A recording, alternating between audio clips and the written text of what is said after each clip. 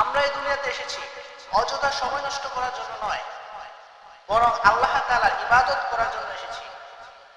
মহান আল্লাহ রাব্বুল আলামিন কুরআনুল কারীমের মধ্যে বলেন, ওয়ামা খালাকুতুল জিন্না ওয়াল ইনসা ইল্লা লিয়াবুদুন।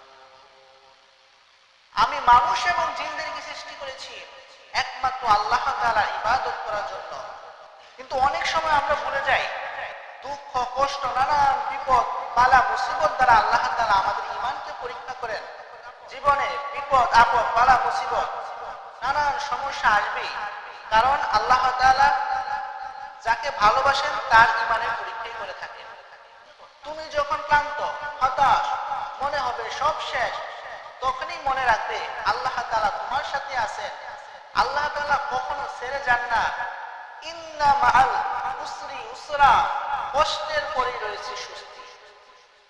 তাই ভাই আমার, হতাশ হয়ো না, নামাজে মন দাও, আল্লাহ তাআলার ইবাদত করো, কোরআন পাঠ করো।